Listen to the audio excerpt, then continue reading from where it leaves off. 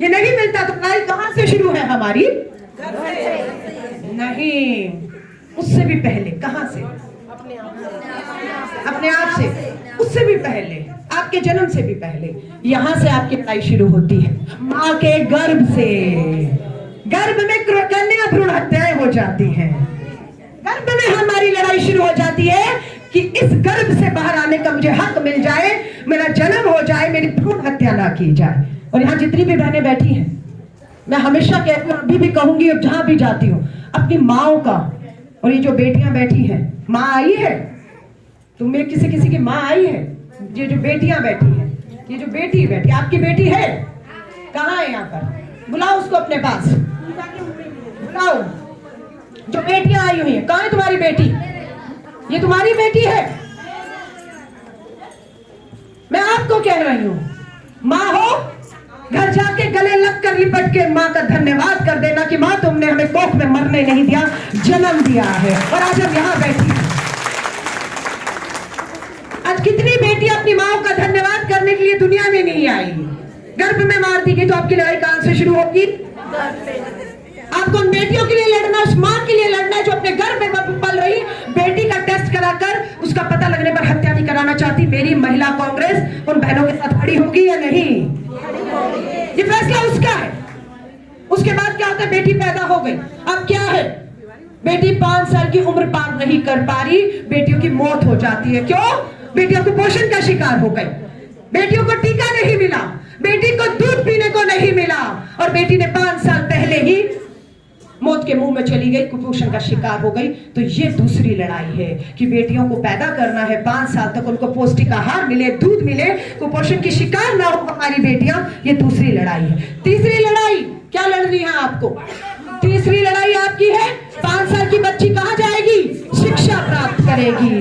वो हर साल 5 साल की बच्ची हमारी स्कूल जाए, उसे अच्छी और उच्च शिक्षा मिल पाए, जो उसका अधिकार है उसे छीना ना जाए, उसकी इच्छाओं को मारकर बीच में उसकी पढ़ाई छुड़ाई ना जाए। ये मेरी महिला कांग्रेस को देखना है। बेटियों से पूछना है, पढ़ना चाहती हो? माँ बाप नहीं पढ़ा रहे, हम जिम्मेदारी ले लेंगे, हम तुम्हारा खर्चा उठाएंगे, लेकिन तुम्हें पढ़ाएंगे हम लोग।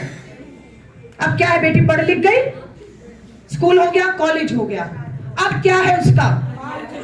आर्थिक सशक्तिकरण। बेटी पढ़ गई, लिख गई, डॉक्टर, इंजीनियर, सीए, आईपीएस बन गए, अब उसका क्या है?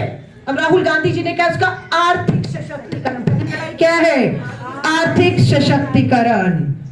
कि वो जो पढ़ लिख गई है स्वाभाविक है, सरकारी नौकरियों में उसका हक है, उसको बिजनेस करना, उसे आर्थिक मदद चाहिए सरकारों से। वो कौन करेगा? मेरी बहनें करवाएंगी उसको। उसे काउंसलिंग चाहिए, मैं घर बैठे क्या क्या काम कर सकती हूँ, मैं इतनी महंगाई में, बेरोजगारी में अपने घर का गुजारा कैसे कर सकती हूँ। हम उन्हें रास्ता दिखाएंगे कि घर बैठे बैठे पैसे कैसे कमाया जाता है, और कैसे कैसे आपका हाथ क्या रहता है मेरी बहनों? हर जरूरत के लिए यूं रहता है। हाँ, दुख लेना है, बच्चों के लिए काम करना है, अपनी जरूरतों के लिए हाथ यूं रहता है। यूं हाथ में इज्जत है? यूं हाथ में इज्जत है? नहीं। हाथ ऐसा हो जाएगा मेरी बहनों के, जब पढ़ लिख कर पैरों पे खड़ी होंगी, जेब में हाथ डालेंगी, यूं नहीं करेंगी, यूं करेंगी, इज्जत मिलेगी समाज में। जब परिवार आपको बुलाकर बिठाता नहीं है, चूल्हे तक आपको सीमित रखता है, वो बुलाना शुरू कर देगा, बिठाना शुरू कर देगा, फैसलों में आपको सम्मान मिलेगा। ये आर्थिक सशक्तिकरण के बाद राहुल गांधी जी ने बात की है सामाजिक सशक्तिकरण। ये सामाजिक सशक्तिकरण क्या है, कोई बताएगा? सामाजिक सशक्तिकरण क्या है? समाज के लोगों को आंख में आंख डालकर बात करनी होगी। हमारी बेटियां क्या पहनेंगी, क्या खाएंगी, क्या पिएंगी, कहां जाएंगी, क्या करेंगी, ये आजादी हमारी बेटी और बहनों की है। ये आजादी हम किसी को नहीं देंगे समाज में, कि हमारी बहनें जो बाहर निकल रही, राजनीति में आ रही हैं, हर क्षेत्र में आ रही हैं, उन बेटियों का हक है। लेकिन क्या करता है समाज?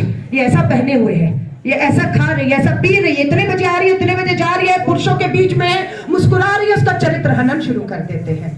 मत दीजिए अधिकार अपनी बेटियों का, या आपके फैसले आप क्या पहनेंगी, या आपका फैसला आपके पास होना चाहिए। राजनीतिक सशक्तिकरण मैं पहले ही बता चुकी हूँ, 33% आरक्षण आ चुका है। नगर निगमों में 50% महिला आरक्षित पहले से ही। आज दिल्ली की मेयर का है, सिर्फ इसलिए मेयर है क्यों? महिला आरक्षण गांधी जी करके चले गए थे। महिला आरक्षण ना होता नगर निगम में, आज आज मेयर महिला ना होती दिल्ली की। पंचायतों में, नगर निगम में आरक्षण है, लेकिन दिल्ली विधानसभा, देश की विधानसभा और लोकसभा में आरक्षण नहीं है। न्याय का हक अधूरा है। राहुल गांधी जी की यात्रा का नाम क्या है? भारत जोड़ो न्याय यात्रा। राहुल जी से पूछा कब तक? न्याय यात्रा, भारत जोड़ो यात्रा कब तक? जवाब मिला न्याय का हक मिलने तक। तो मैं कहूंगी न्याय का हक आप कहना मिलने तक। न्याय का हक मिलने तक, न्याय का हक मिलने तक। ये हमारी लड़ाई कब तक जारी रहेगी? न्याय का हक मिलने तक। आर्थिक सशक्तिकरण, राजनीतिक सशक्तिकरण, आपका सामाजिक का जो है, ये हमारी लड़ाई है। अब मेरी बात को लास्ट में ध्यान से सुनिएगा। सारी बहनों को आपका ध्यान कहाँ होना चाहिए? संगठन की मजबूती में।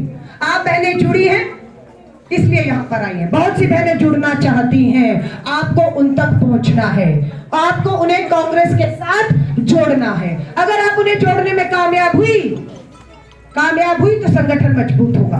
जब संगठन मजबूत हो जाएगा तो क्या करना है? हमारा नेता 10,000 किलोमीटर चल रहा है, हमले हो रहे हैं उसके ऊपर, हिंसा हो रही है असम में, भाजपा बौखलाई हुई है राहुल गांधी जी की यात्रा से, उसे रोका जा रहा है, लेकिन वो राहुल गांधी रुकने वाले नहीं है। आंधी और तूफानों कश्मीर तक पहुंचे।